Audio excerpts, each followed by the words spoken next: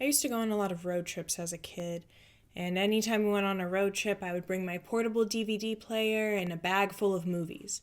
And usually, I brought Scooby-Doo movies. Some of my favorites were Scooby-Doo and the Cyber Chase, The Witch's Ghost, and of course, Zombie Island. I was also a fan of the live-action Scooby-Doo films. But my favorite Scooby-Doo movie that I probably watched the most as a child was Scooby-Doo and the Ghoul School. Scooby-Doo and the Ghoul School is an incredible film. If you haven't seen it, I highly recommend it, and I can confirm that it does hold up from my childhood expectations. The movie came out in 1988, so by the time I was watching it as a kid, it had already stood the test of time. Basically, the plot is that Shaggy has been hired as the gym coach of an all-girls boarding school, but the students are actually the daughters of famous movie monsters. There's also a plotline with a witch trying to kidnap and brainwash the girl so that they can help her take over the world. It's a good movie about how sometimes getting to know someone can help to dissuade any anxieties or prejudices you might have had against them. It's a movie about family and acceptance. And it also stops halfway through for an extended volleyball game.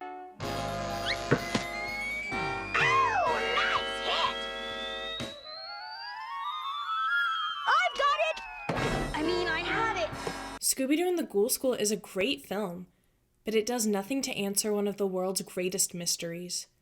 Why is Scrappy-Doo bipedal?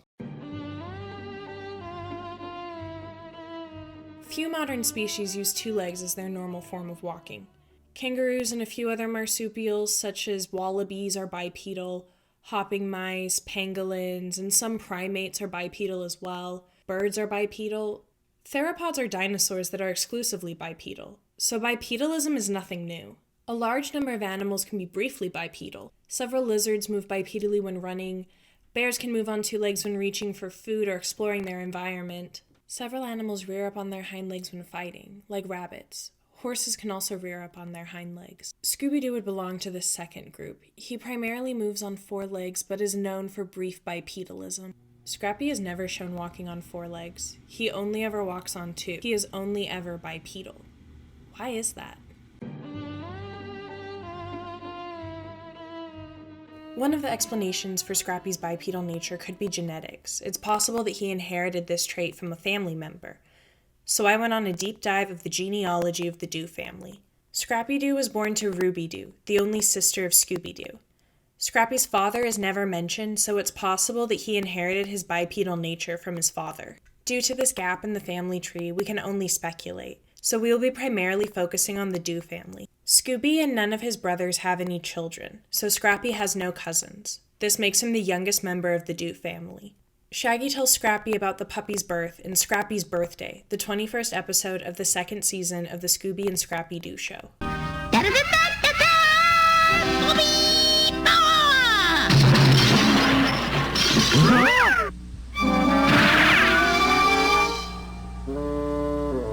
Boy, he's certainly a scrappy little tyke.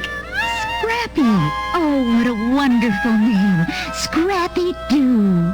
Scrappy-Doo! Scrappy-Doo!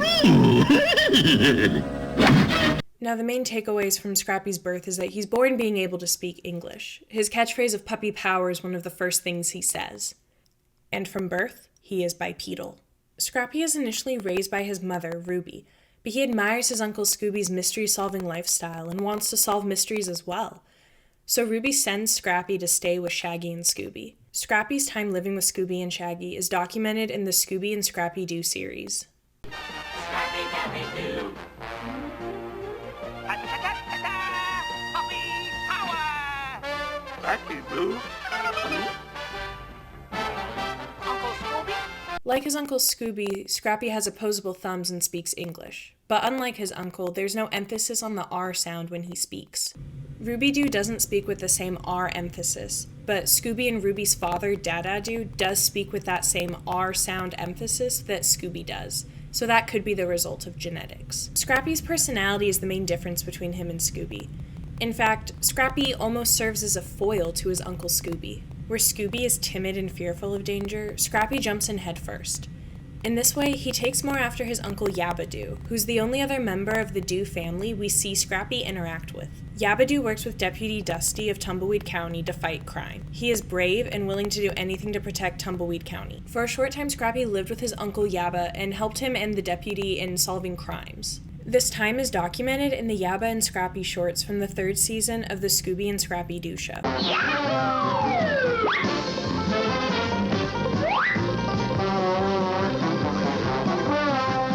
Let's get him, Uncle Yabba! Yippity-yappity-doo! Scrappy-Doo has a good relationship with his family. He loves his mom, and he admires his uncles as role models. He has many similarities with his relatives, but he still differs from them in his bipedal nature. Scrappy-Doo isn't bipedal because he's a puppy. If that were the case, then Scooby and his siblings would have been bipedal as puppies, but they weren't. A pup named Scooby-Doo shows the adventures of the Mystery Inca's children, a time when Scooby-Doo was a puppy, a quadrupedal puppy. And Scooby isn't the only puppy in his family to be quadrupedal. In the Season 2 episode, The Curse of the Collar, we're introduced to the extended Doo family. That's right! Yeah, we love our puppies. Scooby, Skippy, Roopy, and Howdy. Yabba-Doo is absent from this episode, and this episode also establishes Scooby as being the oldest of the Doo puppies. This implies that Yabba is the youngest and just wasn't born at the time this episode takes place. This means that prior to the birth of Scrappy-Doo, Yabba was the youngest member of the Doo family. All 4 Doo puppies are shown in this episode, and all are shown to walk on 4 legs. Throughout the series, various members of the Doo family are shown to have the ability to walk on 2 legs, but this isn't the norm, not even when they're puppies. Scooby-Doo is a show that's been on since the 1970s, and it still has new episodes and series being released. However, Scrappy-Doo has received nothing more than the occasional Easter egg or brief cameo since the early 2000s. If anything, his existence is treated as something cursed, as something to be forgotten. Well, I guess the gang's all here. Except Scrappy! What's a Scrappy? Wow, I haven't seen... Look away, Daphne. We all promised each other that we would never speak of him. Not ever.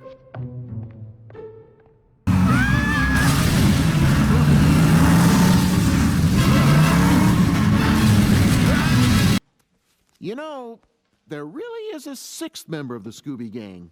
Fred, I thought we weren't supposed to talk about Scrappy. No, I'm talking about the Mystery Machine. It seems that Scrappy's final appearance as a speaking character was as the antagonist of the 2002 live-action Scooby-Doo film, where he is portrayed as a villainous egomaniac existing within the robot body of Rowan Atkinson.